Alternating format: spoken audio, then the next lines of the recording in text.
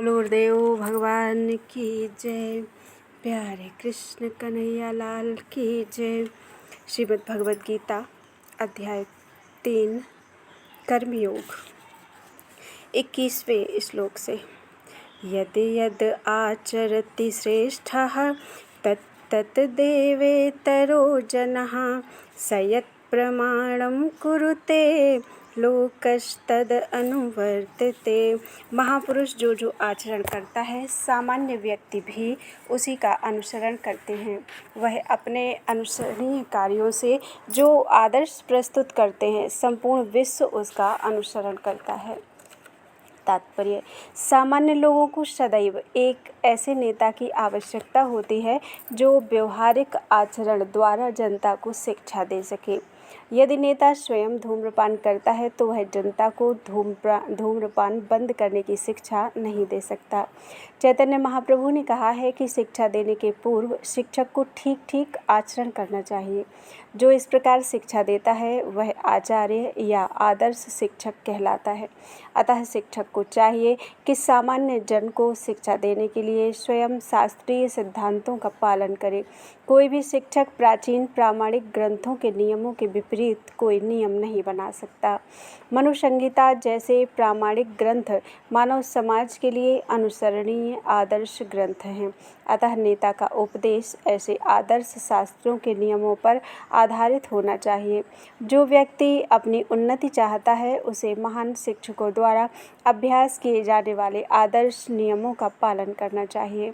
श्रीमद् भागवत भी इसकी पुष्टि करता है कि मनुष्य को महान भक्तों के पद चिन्हों का अनुसरण करना चाहिए और आध्यात्मिक बोध के पथ में प्रगति का यही साधन है। चाहे राजा हो या राज्य का प्रशासनाधिकारी, चाहे पिता हो या शिक्षक, ये सब अबोध जनता के स्वाभाविक नेता माने जाते हैं। इन सब का अपने आश्रितों के प्रति महान उत्तरदायित्व रहता है। अतः इन्हें नैतिक तथा आध्यात्मिक संहिता संबंधी आदर्श ग्रंथों से सुपरिचित होना चाहिए। न मे पार्थास्ति कर्तव्यं त्रिषु लोकेषु किंचन नानवाप्तम् अवाप्तव्यं वर्त एव च कर्मणि।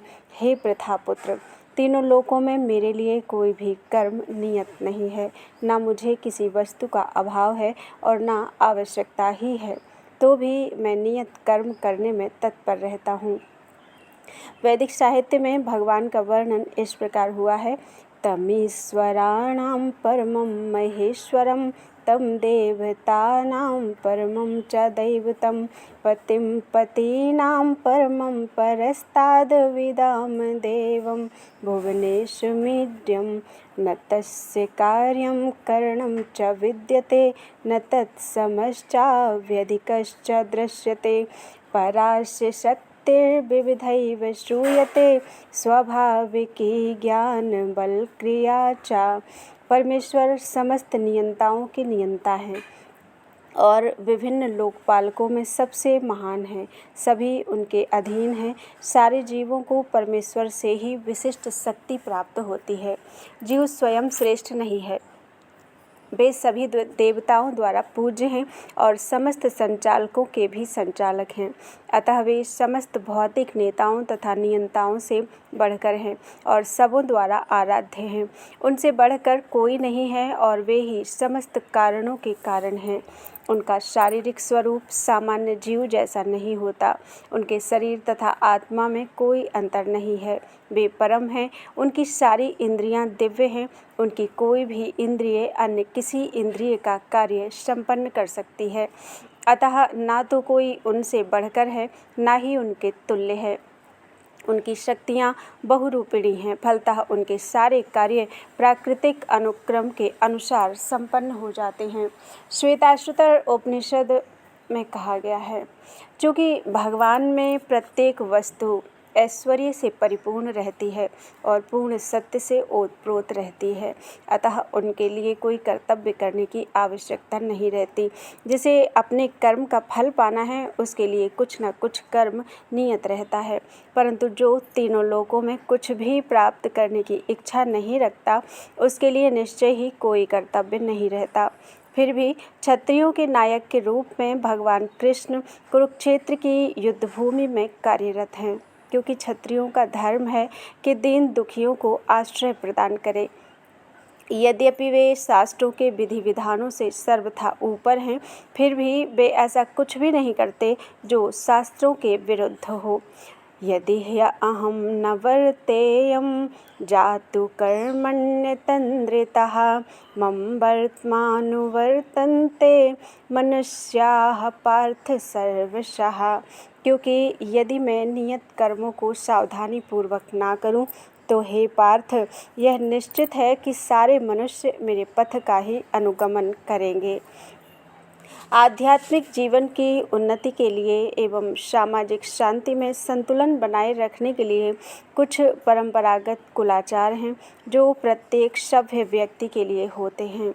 ऐसे विधि विधान केवल बद्ध जीवों के लिए हैं, भगवान कृष्ण के लिए नहीं हैं। लेकिन क्योंकि वे धर्म की स्थापना के लिए अवतरित हुए थे, अतः उन्होंने निर्दिष्ट नियमों का पालन किया, अन्यथा सामान्य व्यक्ति भी उन्हीं के पद चिन्हों का अनुसरण करते, क्योंकि कृष्ण परम प्रमाण हैं। श्रीमद् भागवत से यह ज्ञात होता है कि श्री कृष्ण अपने घर में तथा बाहर गृहस्थोचित धर्म का आचरण करते रहे। उत्सीदेयुर्मे लोका न कुर्यां कर्म चेदहं शंकरस्य च कर्ता स्याम उपहन्यामिमाः प्रजा। यदि मैं नियत कर्म ना करूं तो ये सारे लोग नष्ट हो जाएं, तब मैं अवांछित जन समुदाय को अर्थात वर्ण संकर को उत्पन्न करने का कारण हो जाऊंगा और इस तरह संपूर्ण प्राणियों की शांति का विनाशक बनूंगा। वर्ण संकर अवांछित जन समुदाय है जो सामान्य समाज की शांति को भंग करता है। इस सामाजिक अशांति को रोकने के लिए अनेक विधि विधान हैं जिनके द्वारा स्वतः ही जनता आध्यात्मिक प्रगति के लिए शांत और सुव्यवस्थित हो जाती है। जब भगवान कृष्ण अवतरित होते हैं तो स्वाभाविक है कि वे ऐसे महत्वपूर्ण कार्यों की प्रतिष्ठा तथा अनिवार्यता बनाए रखने के लिए इन विधि विधानों के अनुसार आचरण करते हैं। भगवान समस्त जीवों के पिता हैं और यदि ये जीव पथभ्रष्ट हो जाएं तो अप्रत्यक्ष रूप में यह उत्तरदायित्व उन्हीं का है। अतः जब भी विधि विधानों का अनादर होता है तो भगवान स्वयं समाज को सुधारने के लिए अवतरित होते हैं। किंतु हमें ध्यान देना होगा कि यद्यपि हमें भगवान के पद चिन्हों का अनुसरण करना है तो भी हम उनका अनुकरण नहीं कर सकते। अनुसरण और अनुकरण एक से नहीं होते। हम गोवर्धन पर्वत उठाकर भगवान का अनुकरण नहीं कर सकते। जैसा कि भगवान ने अपने बाल्यकाल में किया था, ऐसा कर पाना किसी मनुष्य के लिए संभव नहीं। हमें उनके उपदेशों का पालन करना चाहिए, किंतु किसी भी समय हमें उनका अनुकरण नहीं करना है। श्रीमद् भागवत में इसकी पुष्टि की गई है। नैतत्समाचरेञ्जातु मनसापि ह्यनीश्वरः विनशयत्याचरन्मौढ्याद् यथा रुद्रोऽब्धिजं विषम्। ईश्वराणां वचः सत्यं तथैवाचरितं क्वचित् तेषां यत् स्ववचो युक्तं बुद्धिमांस्तत्समाचरेत्। मनुष्य को भगवान तथा उनके द्वारा शक्ति प्रदत्त सेवकों के उपदेशों का मात्र पालन करना चाहिए। उनके उपदेश हमारे लिए अच्छे हैं और कोई भी बुद्धिमान पुरुष बताई गई विधि से उनको कार्यान्वित करेगा। फिर भी मनुष्य को सावधान रहना चाहिए कि वह उनके कार्यों का अनुकरण ना करे। उसे शिव जी के अनुकरण में विष का समुद्र नहीं पी लेना चाहिए। हमें सदैव ईश्वरों की या सूर्य तथा चंद्रमा की गतियों को वास्तव में नियंत्रित कर सकने वालों की स्थिति को श्रेष्ठ मानना चाहिए। ऐसी शक्ति के बिना कोई भी सर्वशक्तिमान ईश्वरों का अनुकरण नहीं कर सकता। शिवजी ने सागर तक के विष का पान कर लिया, किंतु यदि कोई सामान्य व्यक्ति विष की एक बूंद भी पीने का यत्न करेगा तो वह मर जाएगा। शिवजी के अनेक छद्म भक्त हैं जो गांजा तथा ऐसी ही अन्य मादक वस्तुओं का सेवन करते रहते हैं, किंतु वे यह भूल जाते हैं कि इस प्रकार शिवजी का अनुकरण करके वे अपनी मृत्यु को निकट बुला रहे हैं। इसी प्रकार भगवान श्री कृष्ण के अनेक छद्म भक्त हैं जो भगवान की रासलीला या प्रेम नृत्य का अनुकरण करना चाहते हैं, किंतु यह भूल जाते हैं कि वे गोवर्धन पर्वत को धारण नहीं कर सकते। अतः सबसे अच्छा तो यही होगा कि लोग शक्तिमान का अनुकरण ना करके केवल उनके उपदेशों का पालन करें, ना ही बिना योग्यता के किसी को उनका स्थान ग्रहण करने का प्रयत्न करना चाहिए। ऐसे अनेक ईश्वर के अवतार हैं जिनमें भगवान की शक्ति नहीं होती। सक्ताः कर्मण्य विद्वांसो यथा कुर्वन्ति भारत, कुर्याद् विद्वांस तथा शक्त चिकीर्षु लोक संग्रहम्। जिस प्रकार अज्ञानी जन फल की आसक्ति से कार्य करते हैं, उसी तरह विद्वान जनों को चाहिए कि वे लोगों को उचित पथ पर ले जाने के लिए अनासक्त रहकर कार्य करें। एक कृष्ण भावना भावित मनुष्य तथा एक कृष्ण भावनाहीन व्यक्ति में केवल इच्छाओं का भेद होता है। कृष्ण भावना भावित व्यक्ति कभी ऐसा कोई कार्य नहीं करता जो कृष्ण भावनामृत के विकास में सहायक न हो।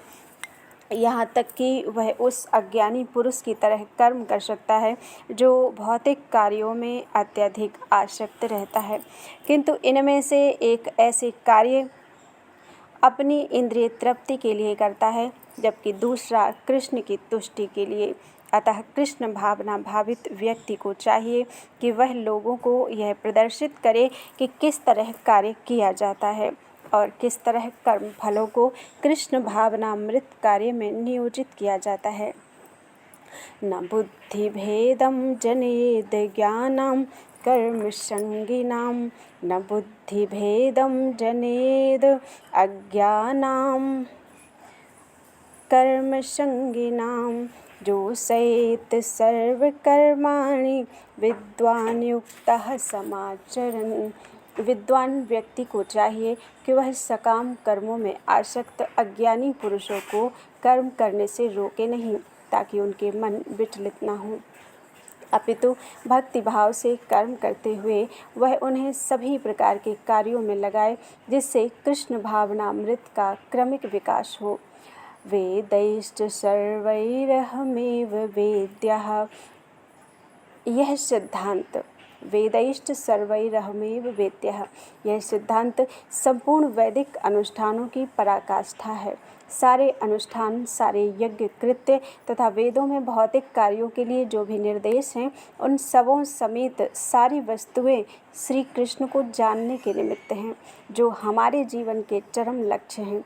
लेकिन चूँकि बद्ध जीव इंद्रिय तृप्ति के अतिरिक्त और कुछ नहीं जानते, अतः वे वेदों का अध्ययन इसी दृष्टि से करते हैं कि दुष्काम कर्मों तथा वैदिक अनुष्ठानों के द्वारा नियमित इंद्रिय तृप्ति के माध्यम से मनुष्य धीरे धीरे कृष्ण भावनामृत को प्राप्त होता है। अतः कृष्ण भावनामृत में स्वरूप सिद्ध जीव को चाहिए कि अन्यों को अपना कार्य करने या समझने में बाधा न पहुंचाए, अपितु उन्हें यह प्रदर्शित करे कि किस प्रकार सारे कर्म फल को कृष्ण की सेवा में समर्पित किया जा सकता है।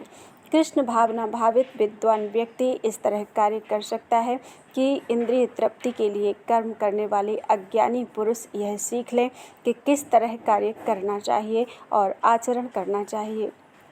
यद्यपि अज्ञानी पुरुष को उसके कार्यों में छेड़ना ठीक नहीं होता, परंतु यदि वह रंच भर भी कृष्ण भावना भावित है तो वह वैदिक विधियों की परवाह न करते हुए सीधे भगवान की सेवा में लग सकता है। ऐसे भाग्यशाली व्यक्ति को वैदिक अनुष्ठान करने की आवश्यकता नहीं रहती, क्योंकि प्रत्यक्ष कृष्ण भावनामृत के द्वारा उसे वे सारे फल प्राप्त हो जाते हैं जो उसे अपने कर्तव्यों के पालन करने से प्राप्त होते हैं। प्रकृतेः क्रियमाणानि गुणैः कर्माणि सर्वशः अहंकार विमूढ़ात्मा कर्ताहमिति मन्यते। जीवात्मा अहंकार के प्रभाव से मोहग्रस्त होकर अपने आप को समस्त कर्मों का कर्ता मान बैठता है, जबकि वास्तव में वे प्रकृति के तीनों गुणों द्वारा संपन्न किए जाते हैं। तात्पर्य, दो व्यक्ति जिनमें से एक कृष्ण भावना भावित है और दूसरा भौतिक चेतना वाला है, समान स्तर पर कार्य करते हुए समान पद पर प्रतीत हो सकते हैं, किंतु उनके पदों में आकाश पाताल का अंतर रहता है। भौतिक चेतना वाला व्यक्ति अहंकार के कारण आश्वस्त रहता है कि वही सब वस्तुओं का कर्ता है। वह यह नहीं जानता कि शरीर की रचना प्रकृति द्वारा हुई है, जो परमेश्वर की अध्यक्षता में कार्य करती है। भौतिकतावादी व्यक्ति यह नहीं जानता कि अंततोगत्वा वह श्री कृष्ण के अधीन है। अहंकारवश ऐसा व्यक्ति हर कार्य को स्वतंत्र रूप से करने का श्रेय लेना चाहता है, और यही है उसके अज्ञान का लक्षण। उसे यह ज्ञात नहीं कि उसके इस स्थूल तथा सूक्ष्म शरीर की रचना प्रकृति द्वारा भगवान की अध्यक्षता में की गई है। अतः उसके सारे शारीरिक तथा मानसिक कार्य कृष्ण भावनामृत में रहकर कृष्ण की सेवा में तत्पर होने चाहिए। अज्ञानी व्यक्ति यह भूल जाता है कि भगवान ऋषिकेश कहलाते हैं, अर्थात वे शरीर की इंद्रियों के स्वामी हैं। इंद्रिय तृप्ति के लिए इंद्रियों का निरंतर उपयोग करते रहने से वह अहंकार के कारण वस्तुतः मोहग्रस्त रहता है, जिससे वह कृष्ण के साथ अपने शाश्वत संबंध को भूल जाता है। तत्त्ववित् तु महाबाहो गुणकर्म विभागयोः गुणागुणेषु वर्तन्त इति मत्वा न सज्जते। हे महाबाहो, भक्ति भावमय कर्म तथा सकाम कर्म के भेद को भली भांति जानते हुए जो परम सत्य को जानने वाला है, वह कभी भी अपने आप को इंद्रियों में तथा इंद्रिय तृप्ति में नहीं लगाता। तात्पर्य, परम सत्य को जानने वाला भौतिक संगति में अपनी विषम स्थिति को जानता है। वह जानता है कि वह भगवान कृष्ण का अंश है और उसका स्थान इस भौतिक सृष्टि में नहीं होना चाहिए। वह अपने वास्तविक स्वरूप को भगवान के अंश के रूप में जानता है, जो सच्चित आनंद है, और उसे यह अनुभूति होती रहती है कि मैं किसी कारण से देहात्म बुद्धि में फंस चुका हूँ। अपने अस्तित्व की शुद्ध अवस्था में उसे सारे कार्य भगवान कृष्ण की सेवा में नियोजित करने चाहिए।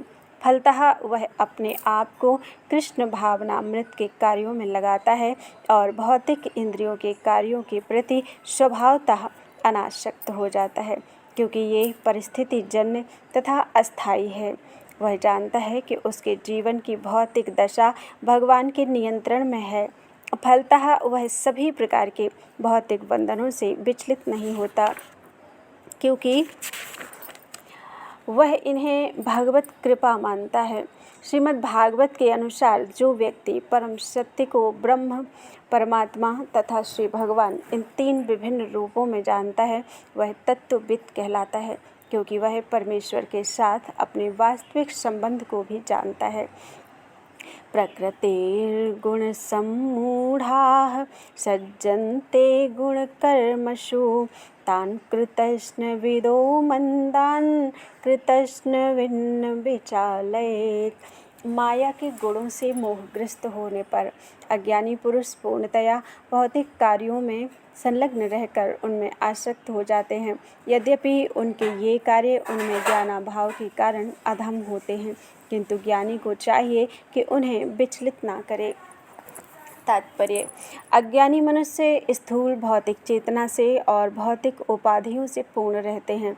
यह शरीर प्रकृति की देन है, और जो व्यक्ति शारीरिक चेतना में अत्यधिक आसक्त होता है वह मंद अर्थात आलसी कहा जाता है। अज्ञानी मनुष्य शरीर को आत्मस्वरूप मानते हैं। वे अन्यों के साथ शारीरिक संबंध को बंधुत्व मानते हैं। जिस देश में यह शरीर प्राप्त हुआ है उसे वे पूज्य मानते हैं, और वे धार्मिक अनुष्ठानों की औपचारिकताओं को ही अपना लक्ष्य मानते हैं। ऐसे भौतिकताग्रस्त उपाधिधारी पुरुषों के कुछ प्रकार के कार्यों में सामाजिक सेवा, राष्ट्रीयता तथा परोपकार है। ऐसी उपाधियों के चक्कर में वे सदैव भौतिक क्षेत्र में व्यस्त रहते हैं। उनके लिए आध्यात्मिक बोध मिथ्या है, अतः वे इसमें रुचि नहीं लेते। किंतु जो लोग आध्यात्मिक जीवन में जागरूक हैं, उन्हें चाहिए कि इस तरह भौतिकता में मगन व्यक्तियों को विचलित ना करें। अच्छा तो यही होगा कि वे शांत भाव से अपने आध्यात्मिक कार्यों को करें। ऐसे मोहग्रस्त व्यक्ति अहिंसा जैसे जीवन के मूलभूत नैतिक सिद्धांतों तथा इसी प्रकार के परोपकारी कार्यों में लगे हो सकते हैं। जो लोग अज्ञानी हैं वे कृष्ण भावनामृत के कार्यों को समझ नहीं पाते। अतः भगवान कृष्ण हमें उपदेश देते हैं कि ऐसे लोगों को विचलित ना किया जाए और व्यर्थ ही मूल्यवान समय नष्ट ना किया जाए। किंतु भगवत भक्त भगवान से भी अधिक दयालु होते हैं, क्योंकि वे भगवान के अभिप्राय को समझते हैं। फलतः वे सभी प्रकार के संकट झेलते हैं, यहाँ तक कि वे अज्ञानी पुरुषों के पास जा जाकर उन्हें कृष्ण भावनामृत के कार्यों में प्रवृत्त करने का प्रयास करते हैं, जो मानव जीवन के लिए परम आवश्यक है। मयि सर्वाणि कर्माणि सन्न्यस्याध्यात्मचेतसा निराशीर्निर्ममो भूत्वा युध्यस्व विगतज्वरः। अतः हे अर्जुन, अपने सारे कार्यों को मुझ में समर्पित करके मेरे पूर्ण ज्ञान से युक्त होकर लाभ की आकांक्षा से रहित, स्वामित्व के किसी दावे के बिना तथा आलस्य से रहित होकर युद्ध करो। यह श्लोक भगवद गीता के प्रयोजन को स्पष्टतया इंगित करने वाला है। भगवान की शिक्षा है कि स्वधर्म पालन के लिए सैन्य अनुशासन के सदृश पूर्णतया कृष्ण भावना भावित होना आवश्यक है। ऐसे आदेश से कुछ कठिनाई उपस्थित हो सकती है, फिर भी कृष्ण के आश्रित होकर स्वधर्म का पालन करना ही चाहिए, क्योंकि यह जीव की स्वाभाविक स्थिति है। जीव भगवान के सहयोग के बिना सुखी नहीं हो सकता, क्योंकि जीव की नित्य स्वाभाविक स्थिति ऐसी है कि भगवान की इच्छाओं के अधीन रहा जाए। अतः श्री कृष्ण ने अर्जुन को युद्ध करने का इस तरह आदेश दिया मानो भगवान उनके सेनानायक हों। परमेश्वर की इच्छा के लिए मनुष्य को सर्वस्व की बलि करनी होती है और साथ ही स्वामित्व जताए बिना स्वधर्म का पालन करना होता है। अर्जुन को भगवान के आदेश का मात्र पालन करना था। परमेश्वर समस्त आत्माओं की आत्मा है, अतः जो पूर्णतया परमेश्वर पर आश्रित रहता है या दूसरे शब्दों में जो पूर्णतया कृष्ण भावना भावित है, वह अध्यात्म चेतस कहलाता है। निराशीह का अर्थ है स्वामी के आदेशानुसार कार्य करना, किंतु फल की आशा न रखना। कोषाध्यक्ष अपने स्वामी के लिए लाखों रुपए गिन सकता है, किंतु इसमें से वह अपने लिए एक पैसा भी नहीं चाहता। इसी प्रकार मनुष्य को यह समझना चाहिए कि इस संसार में किसी व्यक्ति का कुछ भी नहीं है, सारी वस्तुएं परमेश्वर की हैं। मई अर्थात मुझ में का वास्तविक तात्पर्य यही है। और जब मनुष्य इस प्रकार से कृष्ण भावनामृत में कार्य करता है तो वह किसी वस्तु पर अपना स्वामित्व का दावा नहीं करता। यह भावनामृत निर्मम अर्थात मेरा कुछ नहीं है कहलाता है। यदि ऐसे कठोर आदेश को, जो शारीरिक संबंध में तथा कथित बंधुत्व भावना से रहित है, पूरा करने में कुछ झिझक हो तो उसे दूर कर देना चाहिए। इस प्रकार मनुष्य विगत ज्वर अर्थात ज्वर या आलस्य से रहित हो सकता है। अपने गुण तथा स्थिति के अनुसार प्रत्येक व्यक्ति को विशेष प्रकार का कार्य करना होता है और ऐसे कर्तव्यों का पालन कृष्ण भावना में भावित होकर किया जा सकता है। इससे मुक्ति का मार्ग प्रशस्त हो जाएगा। बोलो वृंदावन बिहारी लाल की जय। त्वदीयं वस्तु गोविंद तुभ्यमेव समर्पये। तेन त्वदङ्घ्रिकमले रतिं मे यच्छ शाश्वतीं। 30वें श्लोक तक आज गीता पाठ हो गया है।